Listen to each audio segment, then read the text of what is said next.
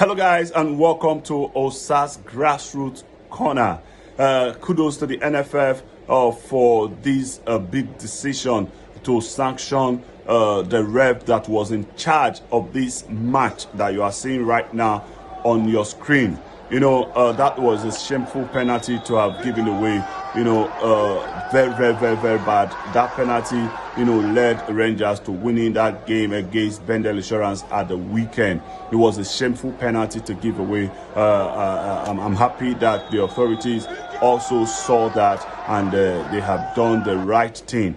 But one thing I am concerned about, how long is this sanction? I hope the beginning of next season, this ref is not back on the pitch officiating. If that happens, then it is nothing. Let me be honest with you, because it will keep happening. If that happens to be the case, it will keep happening, knowing that the sanctions are just little ones. They will keep doing it. Imagine when you are offered some sort of amount to do certain things, and you know that the consequences of it is just one man's sanction. You would want to prioritize that over the sanction. You understand? I just hope that this sanction, if these sanctions actually can be indefinite ones, like when there is an obvious error by the ref, when there is something that looks like a manipulation by the ref, I'm sure if the authorities can give 10 match, or an indefinite suspension, get out of our league, I am sure we will a good officiating will be back to our league.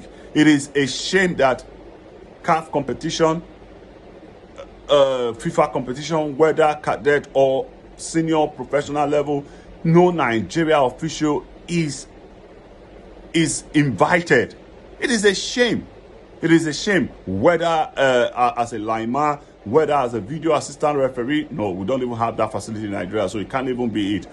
Or as an official, as in the main official, you don't get that anymore. And we call ourselves, the giant of Africa.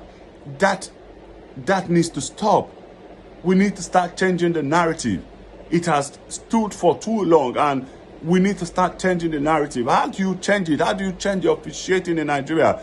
Just a few ways. Number one, when first you have to try to up their pay. You have to try to up their pay. We all know how things are right now, in the country, all over the world. When a ref at the end of the month or at the end of the week, I don't know how they are paid, is taking something that can't even buy a bottle of water home, and just to manipulate a game, and is getting something that will bring smile on his family's face. I'm sure he will prioritize that. If we try to up their pay, make it a little bit better, I'm sure they will definitely respect their oath and do the right thing. And another thing that can help bring back good officiating in Nigerian football, it is stricter sanctions. When a ref goes ahead to violate the law of the game, to violate the oath he took to, as in for good officiating, when a ref goes ahead to violate that, he's given an indefinite suspension. Get out of our game. When that is done to 1, 2, 3 persons, I am sure that every other one will sit up, and knowing that one game that if they go ahead to manipulate one game, it will be the last that they ever officiate. I'm sure they will sit up. That way, I'm sure we will get it right in Nigerian football, because bad officiating has a way of affecting everything that the organizers are doing. Imagine you coming and you give out nonsense penalty like we saw right there on the screen. The fans will be incited to want to protest. Now, when there is a protest, it gets out of hand. And by the time it gets out of hand, it drives investors away. We are in the era of social media that we just go straight to CAF, to FIFA. Oh, these people are not ready. At the end of the day, the slot Nigeria is supposed to get, it just takes it away, takes it to little other countries that are under Nigeria.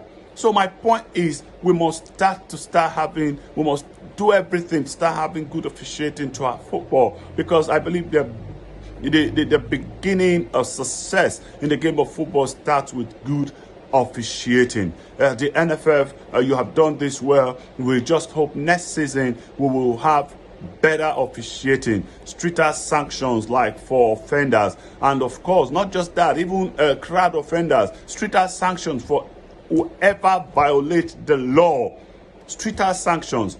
That 1 million naira sanction, 2 million naira sanction, that is not enough. It is not enough. If we have Bundesliga, they have only 18 teams. Must Nigerian league be 20 teams? It mustn't be 20 teams. It mustn't. It doesn't have to be 20 teams. If 15 teams will comply, let it be 15 teams. If one team messes up, send them out, and let's have a formidable league. Let's have a formidable league to the era where we can go to Champions League, CAF Champions League, and compete so well. The last time we did that was in 2003, 2004. When Enyimba won the Champions League. Can we win the Champions League today? It is a no. It is a no. Our team even barely gets past the preliminary stage. You think it is, how do I even put it? It shouldn't surprise anybody, because look at what we have in the country. A league where our top players are running to South Sudan to play. Come on, guys. We can do better. We can do better, and it starts with better organization, stricter sanctions, and all of them. That is where it starts. Thank you.